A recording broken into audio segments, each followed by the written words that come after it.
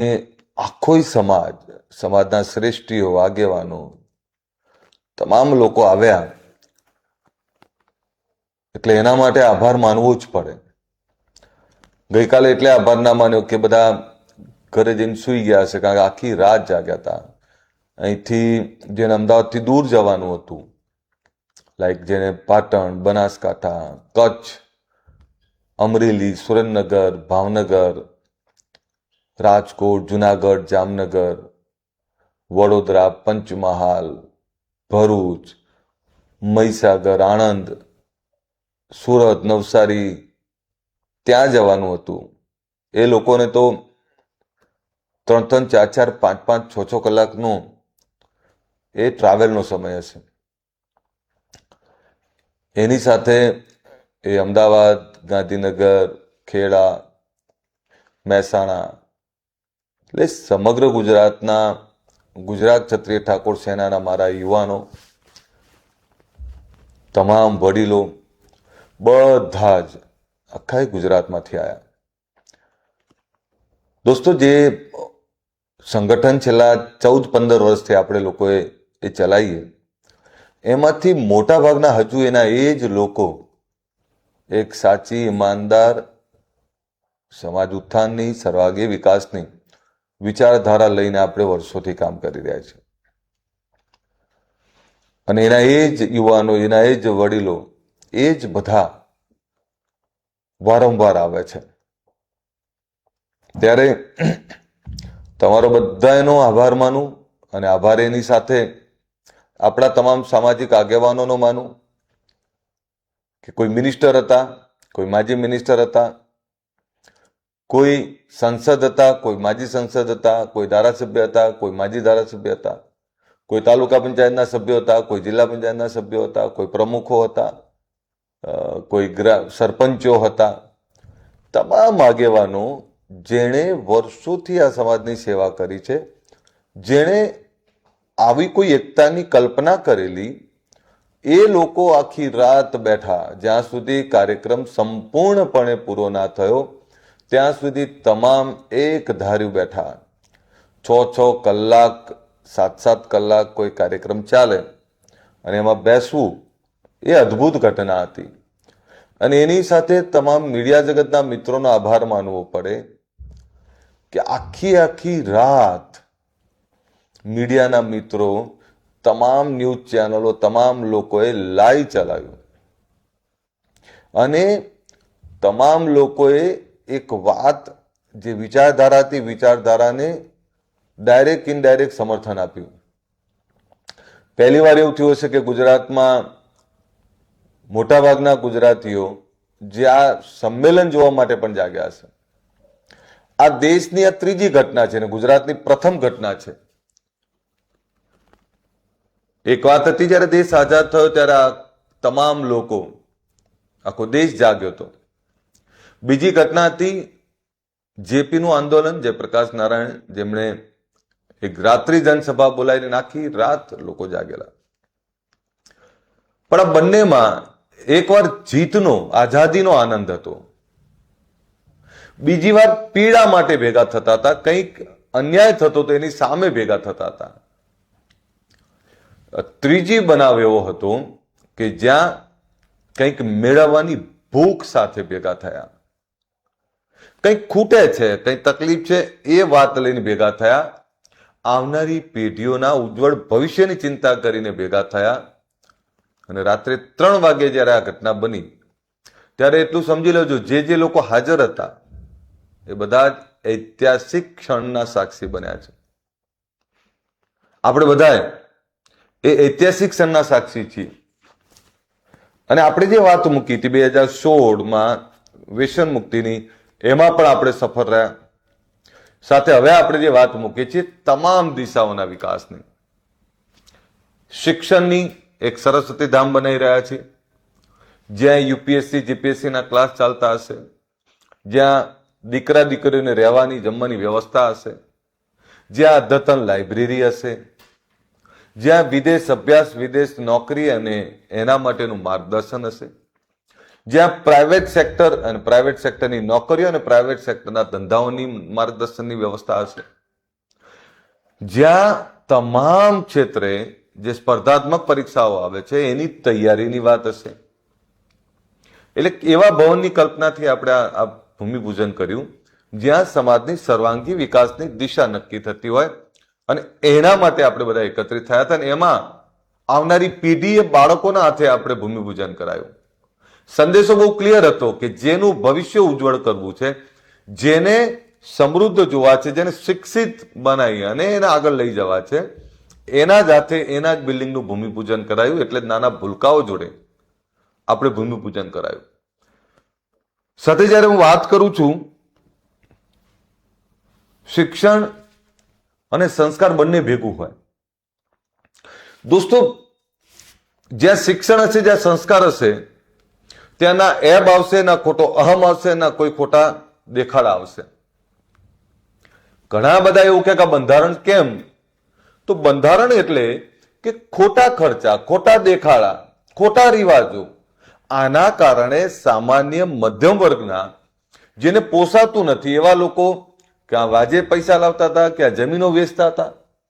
એટલે મૂળ તો પ્રસંગ હોય આનંદનો, પણ દેખાડામાં એ દેવામાં ડૂબી જાય તો શું થાય? એટલે એવા ખોટા ખર્ચા અને ખોટા દેખાડામાંથી બહાર નીકળવા માટે એક સમાજ, એક રિવાજ, આ એટલે આપ્યું કે એક સમાજ, એક રિવાજ ને એક સન્માન. એક રિવાજ હશે એક સમાજનો તો સન્માન બધાનું સરખું જ હશે. કોઈએ લાંબા જોડે ટૂંકો જાય, મરે ને માદો થાય, એ પ્રકારની જે પરિસ્થિતિ હતી એમાંથી બહાર નીકળવા હતા. એટલે જ આપણે આ બંધારણ બનાવ્યું. કોઈ એવા રિવાજો જેનાથી ખોટા ખર્ચા થાય, અને આનો ફાયદો અત્યારે નહીં ખબર પડે. 1-2 વર્ષ જવા દો, 1-2 વર્ષ પછી તમને ખબર પડશે કે કેટલો ફાયદો થયો આપણાને. આનો ફાયદો ખૂબ થવાનો. બીજું આપણે કહું કે તમામ સમાજો, તમે જો સ્વામિનારાયણ સંપ્રદાય હોય, સ્વાધ્યાય પરિવાર હોય, દર મહિને 1-2 વાર એમના સત્સંગ ચાલતા હોય છે. આ સત્સંગ શું છે? એ સંસ્કારોનું સિંચન કરે છે. જ્યાં ધાર્મિક મેળાવડા હોય, જ્યાં ધર્મની વાત થતી હોય, ત્યાં જવું જ જોઈએ. અને આપણી આવનારી પેઢી, આપણા બાળકોને આ સંસ્કારનું સિંચન કરાવવું હોય તો એના માટે ધર્મ બાજુ વાળવા પડે. જ્યાં એવી જગ્યાએ વાળવા પડે જ્યાં માનવતા, પ્રેમ, જ્યાં તમામ પ્રકારની સારી વાતો શીખવાડવામાં આવતી હોય, ત્યાં આપણી આવનારી પેઢીને સંસ્કારોનું સિંચન કરવા મોકલવા જ પડે. જ્યાં ધર્મ હશે ત્યાં પ્રેમ હશે, ધર્મ હશે ત્યાં જીવદયા હશે, ધર્મ હશે ત્યાં માનવતા હશે, ધર્મ હશે ત્યાં વેશ્યોનો નહીં હોય. એટલે ધર્મનું સાચું આચરણ કરવા માટે, આપણી આવનારી પેઢીના અંદર સંસ્કારોનું સિંચન કરવા માટે આવા જે પંથ ચાલતા હોય, જ્યાં જ્યાં ધર્મની સાચી વાત થતી હોય ત્યાં મોકલવા જ પડે. બીજું તમને કહું કે વિદેશ અભ્યાસની અત્યારે બહુ જ મોટો સ્કોપ છે. જોકે આપણા ઇન્ડિયામાં પણ સ્ટાર્ટઅપ બહુ જ છે, અને ગમે તમે અહીંયા ઇન્ડિયામાં પણ બિઝનેસ કરી શકો. તમને ઈચ્છા હોય ને તો નાનો એવો બિઝનેસ કરીને પણ ઘણું બધું મેળવી શકો, પણ એના માટે ઈમાનદારીથી મહેનત કરવી પડે. ખેતી એ નસીબદાર છે. ખેતી જે કરી શકે, ખેતીમાં આધુનિકતા લઈ શકે, એ પણ સમૃદ્ધિ લાવી શકે. પણ આપણે ખેતી, યોગ્ય આધુનિક ખેતી, ઓર્ગેનિક ખેતી અને ખેતીમાંથી જે ઉપજ આવે છે એનું મેનેજમેન્ટ મલ્ટિપલ જગ્યાએ, એટલે ઘણી બધી જગ્યાએ ઇન્વેસ્ટ કરી અને એમાંથી કઈ રીતે બીજો વધારાનો નફો લેવો, આ પ્રયત્ન કરવો પડે. પણ આપણે જે કરવાના છીએ એમાં આ મુદ્દો આટલો જ છે કે આપણે આપણા આવનારી પેઢીને ઉજ્જવળ ભવિષ્ય આપવું હોય તો શિક્ષણની વિચારધારાને વધારે મજબૂત કરવી પડે. જો જે અભણ હતા ને એ પણ એવું કહેતા હતા કે હા, હવે અમારા બાળકોને ભણાવવા છે. તમે, હું ઇન્ટરવ્યુ જોતો હતો આપણા મેદાનમાં, કેટલાક અભણ એવા હતા મા બાપ, પણ એમનામાં બહેનોમાં ભૂખ હતી કે હા, હવે અમારા બાળકોને અમારે ભણાવવા છે, અમે આગળ આવશું. આગળ આવવું એટલે કેવી રીતે? તો કે ભણાવો. જમીન જાગીરી કેટલી ટકશે મને ખબર નહીં, અને મેં એ કહ્યું હતું કે હવે જમીનો એટલી બચી છે તો જમીનો વેચીને તો કેટલું, એક પેઢી જાય, બીજું શું? આવનારી તમામ પેઢીઓને સુખી કરવી હોય તો શિક્ષણ જે કહું રામબાણ છે જ્યાં શિક્ષણ હશે ત્યાં સમજ હશે, જ્યાં શિક્ષણ હશે ત્યાં સમૃદ્ધિ હશે, જ્યાં શિક્ષણ હશે ત્યાં જ તમામ દિશાઓનું સુખ હશે. આ સમજીને ચાલજો. શિક્ષણ હશે એટલે વ્યસનો તરફ નહીં લગભગ જાય. શિક્ષણ હશે ને તો એને સારું શું ખરાબ શું ખબર પડે. એટલે આવનારી પેઢીને આપણે આગળ લઈ જવી હોય તો શિક્ષિત કરવી જ પડે ને શિક્ષણ માટે જગાડવી જ પડે. અને એના માટેની આ શરૂઆત છે. આ ગાંધીનગર શરૂઆત છે. આપણી જેટલી સંસ્થાઓ ચાલે છે, હું તમામ સંસ્થાઓ ચાલતા તમામ લોકોને કહું છું, હવે જૂની ઢબની શિક્ષણ નીતિની સામે નવી ઢબની શિક્ષણ નીતિને અપનાવવાની જરૂર છે. જરૂરિયાત શું છે? તો કે આપણે પ્રી ભરતી તાલીમ સેન્ટર ચલાવવા જોઈએ, સ્પર્ધાત્મક પરીક્ષાઓ માટેના, જે સીધી નોકરીઓ છે. આપણે પ્રાઇવેટ સેક્ટર માટેની નોકરીઓ માટેની માર્ગદર્શન માટેની વ્યવસ્થા ઊભી કરવી પડે. સંસ્થાઓ છે જ આખા ગુજરાતમાં, ઘણી બધી છે. હવે ત્યાં શું કરવા જેવું છે? તો કે આધુનિક શિક્ષણ, આધુનિક બાબતો જમાના સાથે ચાલી અને જે જરૂરિયાત છે અત્યારની, એ જરૂરિયાત પ્રમાણેની વ્યવસ્થા સમાજને લાભ પહોંચે એવી કરવી પડે. અને એમાં એ પ્રાઇવેટ સેક્ટરની નોકરી હોય, આધુનિક ખેતીની બાબત હોય, અદ્યતન લાઇબ્રેરીની વાત હોય કે એવી કોઈ પણ સારી બાબતો હોય, એ તરફ આગળ વધવું પડે. અને એના માટે આપણે બધાએ કટિબદ્ધ બનવું પડે. મારા યુવાનોને કહું છું કે આપણે 16 થી 25 વર્ષના 1 લાખ યુવાન દીકરા દીકરીઓને જોડવા છે. અને એ દરેક ગામમાંથી, દરેક ગ્રામ સમિતિના પ્રમુખને કહું છું, દરેક તાલુકા સમિતિના પ્રમુખોને અને એની બોડીને કહું છું, જિલ્લા સમિતિને કહું છું, દરેક ગામમાંથી 20 યુવાન અને 25 બહેનો દીકરીઓ, આ 25 લોકોનું રજીસ્ટ્રેશન દરેક ગામમાંથી કરો જેની ઉંમર 16 થી 25 ની અંદર હોય. આવા 1 લાખ લોકોની ભરતી કરવી છે આવનારા 2 મહિનામાં. આપણે તો તમારા ગામમાં જેવા આટલા હોય એને ગુજરાત ક્ષત્રિય ઠાકોર સેનાના સભ્ય બનાવવા માટે અત્યારથી જ કામે લાગી જાઓ. આપણે આ સંગઠનને વધારે મજબૂત કરવું હોય અને વધારે આવનારી પેઢીઓ સુધી કામ લઈ જવું હોય તો આ કરવું પડે. એટલે તમે આ ગ્રામ સમિતિના પ્રમુખોને કહું છું, તાલુકા સમિતિને કહું છું કે અત્યારથી જ ગામ દીઠ 25 નવા લોકો 16 થી 25 વર્ષની ઉંમરના એમને મેમ્બર્સ બનાવવાનું ચાલુ કરી દો. એમના આઈ કાર્ડ પણ ઇસ્યુ કરી દઈશું. અને જે લોકો જૂના મેમ્બર છે આ બધાના આઈ કાર્ડ, તમામના નવા આઈ કાર્ડ નવી ડિઝાઇન સાથે આપણે એને ઇસ્યુ કરવાના છે. એટલે જેટલા જૂના છે એમના પણ ફોર્મ ભરી દો અને જેટલા નવા છે એ એક ગામમાંથી 25 નવા લોકો એ રજીસ્ટ્રેશન કરી દો. એટલે આપણે આના તમામ લોકોના નવા આઈ કાર્ડ આપણે તૈયાર કરવાના છે. હું ફરીથી કહું તમને કે વિચારધારા જે મુખ્ય છે એને સતત નિરંતર રાખવી પડે. તમામ લોકોને શિક્ષણના નફા નુકસાન, ફાયદા શું થાય એના માટેથી અવગત કરાવો. અને જે રીતે તમામ સમાજો, તમામ લોકો આપણી સાથે જોડી રહ્યા છે, ત્યારે તમામ સમાજોને આભાર માનવો પડે. જે સમાજોએ ત્યાં જમવા, નાસ્તા પાણીની વ્યવસ્થા કરી હતી, ગરમ ગરમ દૂધની વ્યવસ્થા કરી હતી. કોઈએ રબારી સમાજના દીકરાઓને દૂધ પીવડાવતા જોયા છે, કોઈએ ચૌધરી સમાજના દીકરાઓને ફૂલવડી વેચતા જોયા છે, કોઈએ પાટીદાર સમાજના દીકરાઓને પાપડીને ભજીયા વેચતા જોયા છે. આ શું ભાવ બતાવતો હતો? આ ભાવ આપણા માટેનો હતો. આ ભાવ તમામ સમાજો આપણી સાથે જે રીતે નિષ્ઠાથી આપણાને જે પ્રેમ કરે છે, બ્રહ્મ સમાજ હતો, દરબાર સમાજ હતો, તમામ સમાજના, ઘણા બધા સમાજના યુવાન દીકરા દીકરીઓ ત્યાં હતા. આપણી સભામાં પણ આવ્યા હતા અને એક વાત કરીને ગયા કે તમારું ભલું થજો, તમારે જરૂર હતી ને તમે સાચા સમયે ભેગા થયા છો. તમામ લોકો એવું કહેતા હતા કે આ ઇતિહાસ બનાવી દીધો તમે, કે રાત્રે જે સમાજ 3 વાગે ભેગો થઈ શકે, આ સમાજ હવે 100% જાગ્યો છે. આ સમાજ હવે 100% એક થયો છે અને હવે આ સમાજે પોતાની વિકાસની દિશાના દરવાજા ખોલવાની કમર કસી લીધી છે. એ જ બતાવતું હતું. અને સાથે તમામ રાજકીય સામાજિક આગેવાનો પણ આ ક્ષણના સાક્ષી બનવાયા હતા. એ શું બતાવે છે કે હવે બહુ થયું, હવે આપણા બાળકોને ભણાવો, હવે વ્યસનોમાંથી બહાર નીકળો, હવે અંધશ્રદ્ધા કુરિવાજોમાંથી બહાર નીકળો, હવે જમાનાથી કદમથી કદમ મિલાઈને આગળ વધો. હવે આપણા બાળકોને પણ વિદેશ અભ્યાસ અને વિદેશ નોકરી માટે તૈયાર કરો. આપણા બાળકોને વતન છોડીને જ્યાં રોજગારી મળતી હોય ત્યાં તમામ જગ્યાએ એ મહેનત કરવા માટે મોકલો, ભણવા માટે મોકલો. આનો સ્પષ્ટ સંદેશો આપણે તો આપ્યો, પણ હજુ પણ આપણે એના માટે મથીને કામ કરવાની જરૂર છે. આપણે બધાએ ખૂબ સારી રીતે કામ કરી રહ્યા છીએ. અને ગુજરાત ક્ષત્રિય ઠાકોર સેનાના મારા યુવાનોને કહું, ચિંતા ના કરતા. આજ નહીં તો કાલ, કાલ નહીં તો પરમ દિવસે સમય આપણો છે. કર્મ કરેલું ક્યાંય જતું નથી. કર્મણ્યેવ અધિકારસ્તે મા ફલેષુ કદાચન.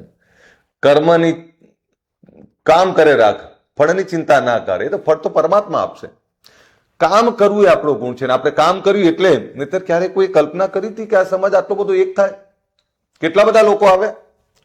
તમે બનાસકાંઠાથી ચાલુ કરું તો વાવ, સુઈગામ, ભાભર, દિયોદર, થરાદ, લાખણી, ધાનેરા, ડીસા, દાંતીવાડા, અમીરગઢ, પાલનપુર, દાંતા, વડગામ અને કાંકરેજ. આ બનાસકાંઠો આવ્યો. તમે અહીંયા પાટણ જુઓ તો સાતલપુર, સમી, રાધનપુર, ચાણસ્મા, હારીજ, શંખેશ્વર, પાટણ, સરસ્વતી ને સિદ્ધપુર. તમે મહેસાણા જોઈ લો તો સતલાસણા, ખેરાલુ, વડનગર, ઊંઝા, વિસનગર, વિજાપુર, મહેસાણા, જોટાણા, કડી, બહુચરાજી. તમે ગાંધીનગર જોઈ લો તો ગાંધીનગરમાં માણસા, કલોલ, દેગામ, ગાંધીનગર તાલુકો. તમે પ્રાંતિજ, તલોદની વાત કરો, ઈડર, ખેડબ્રહ્મા, વડાલીની વાત કરો, હિંમતનગરની વાત કરો. તમે મોડાસા, ભિલોડા, બાયડ, માલપુર, મેઘરજ, ધનસુરા. તમે વીરપુર, લુણાવાડા, બાલાસિનોર. આ બાજુ તમે કપડવંજ, કતલાલ, વસો, માતર, નડિયાદ. કેટલા બધા તાલુકાઓ આવ્યા. આણંદ, ખેડા, ખંભાત, બોરસદ. કેટલા બધા તમે જુઓ. માફ કરશો કોઈ તાલુકો કદાચ ભૂલી જવું તો. વડોદરા, ભરૂચ, સુરત, નવસારી. એ તમે કરજણ સુધી બધા આવે. આ બાજુ તમે ધાંગધ્રા, પાટડી તો કેટલા બધા. પાટડીથી તમે જુઓ તો ટોળે ટોળા. કચ્છ, રાપર, અંજાર, ગાંધીધામ. તમે મોરબી, હળવદ, વાંકાનેર, લીંબડી, સાયલા, ચોટીલા, મૂડી, થાન, ત્યાં ઉપલેટા, રાજકોટ, જુનાગઢ, જામનગર, અમરેલી, ભાવનગર, બોટાદ, વલભીપુર, જેસર, મહુવા, અલંગ છે છેવાડાના ત્યાં સુધી. તમે વાત તો જુઓ કે આખું ગુજરાત, આખા ગુજરાતના 7,000 થી વધારે ગામના યુવાન, દીકરા, દીકરીઓ, વડીલો આયા. તો આવી કલ્પના ક્યારે કરી હતી? એક સમય હતો કે એક ગામથી બીજા ગામના આપણે નતા ઓળખતા. એની જગ્યાએ આજે આખું ગુજરાત, એ ગુજરાતના 7,000 ગામડાઓ એકબીજાના નજીક આવી ગયા. એક તમારે કોઈ પણ ગામની માહિતી જોતી હોય તો તમને ટૂંક જ સમયમાં તમે એ ગામની માહિતી લઈ શકો. કેમ કે ગુજરાત ક્ષત્રિય ઠાકોર સેના એ ગામમાં છે. અને આપણે તો એક એવો સમૂહ બનાવવાની જરૂર છે જે ગરીબ છે, વંચિત છે, સમદુખિયા છે. એક દુઃખી જ બીજાની પીડા સમજે. પણ તમે જો એ દિવસે તમામ સમૃદ્ધ સમાજો પણ આપણી પીડાને સમજીને એને વાચા આપવા માટે આવ્યા. પણ આ બધાએ ભેગા રહી અને આપણે ફક્ત એક મતોનું સાધન ના બનીએ. આપણી સાથે પણ લોકોની સંવેદના જોડાય, આપણે જાતે ડેવલપ થઈએ. નહીતર આપણે ફક્ત એક સાધન બની જઈશું તો કંઈ નહીં થાય. જાગી અને આપણા હક અને અધિકારની વાત કરીએ, આપણી જરૂરિયાતોની વાત કરીએ અને એના માટે મથીએ, જાતે મથવાનું ચાલુ રાખીએ. જેમ બીજા સમાજના દીકરા દીકરીઓ વિદેશ અભ્યાસ જાય, મહેનત કરતા હોય, નોકરી કરતા હોય, આઈએસ આઈપીએસ બને, તમને કોઈ સારા ઉદ્યોગપતિ, સારા વેપારીઓ બને, તો આપણામાં એ ભૂખ તો હોવી જ જોઈએ ને. મારામાં ભૂખ છે કે આ સમાજનો દીકરો ને દીકરી આઈએસ આઈપીએસ બનવું જોઈએ. અને એ જ ભૂખ સાથે આ પાયા નાખ્યા છે. અધિકારી, કર્મચારી, એન્જિનિયર, ડોક્ટર, સારો ઉદ્યોગપતિ, સારો વેપારી એ બનવું જ જોઈએ. એના માટેના પાયા નાખ્યા છે. અને હું હજુ ફરીથી કહું, 2016માં વ્યસન મુક્તિનો મહાકુંભ કર્યો. એ પહેલા જયારે સ્થાપના કરી ત્યારે સંગઠન, શિક્ષણ અને વ્યસન મુક્તિ આ 3 મુદ્દા ઉપર કામ ચાલુ કરેલું. સંગઠન કરી દીધું સમાજનું, એ તો બધા સ્વીકારે છે. વ્યસન મુક્તિ પણ કરી દીધી, એ પણ બધા સ્વીકારે છે. આપણે 100% નથી કહેતા, પણ ગામડાઓમાં 90% સફળ છે. શહેરોનું મૂલ્યાંકન હજુ નથી કરતો. હજુ કહું છું, શહેરોનું મૂલ્યાંકન નથી અમારી જોડે, પણ ગામડાઓમાં 100% બદલાવ છે. હવે આવી શિક્ષણની વાત, આપણે 3 મુદ્દા ઉપર સફળ છીએ. આપણે સંગઠન કરી દીધું, આખો ગુજરાતનો સમાજ એક કરી દીધો, અને સંગઠનની સાથે આજે વ્યસન મુક્તિ એ પણ લાવી દીધી. તો હવે જમાનો શિક્ષણનો છે. આજે 2016માં લાખો લોકો ભેગા થયા, 2026માં ભેગા થયા, 2036માં જયારે ભેગા થતા આવીશું ત્યારે આજથી 10 વર્ષ પછી આપણે કહું આ સમાજનો ડીએસપી ને કલેક્ટર દીકરો ને દીકરી એ તમારી વચ્ચે ભાષણ કરતા હશે અને તમને કહેતા હશે કે અમારા જેવા બીજા દીકરા ને દીકરી તૈયાર કરો, આ એનો પાયો નાખ્યો છે. અને એમાં તમામ સમાજના શ્રેષ્ઠીઓ, તમામ સમાજો આપણી સાથે છે. આપણે મહેનત કરવાની જરૂર છે. બીજા લોકો, બીજા સમાજો આપણાને સહકાર આપવા તૈયાર છે. મારી વિધાનસભાના તમામ મતદારોનો, તમામ આગેવાનો, કાર્યકર્તાઓનો, મારા કાર્યકર્તાઓનો આભાર માનું કે બધા જ આપણાને અને તમને આશીર્વાદ અને સહકાર આપવા માટે આવ્યા. બધાનો ખૂબ ખૂબ આભાર. અને હું ફરીથી તમારો બધાનો આભારી છું, ઋણી છું. કદાચ તમને બધાને ગઈકાલે હું એબીપીમાં પહેલીવાર આટલા 15 વર્ષમાં મારી આંખમાં આંસુ પહેલીવાર કદાચ તમે આવા કોઈ આપણા સામાજિક પેલા ટીવી ડિબેટમાં જોયા હોય તો એનું કારણ એ હતું કે બહુ પ્રેમ આપ્યો તમે મને, ખૂબ પ્રેમ આપ્યો, ખૂબ ભરોસો છે તમને મારા પર. અને ભરોસો અને પ્રેમ છે એટલે મારી જવાબદારી વધે છે.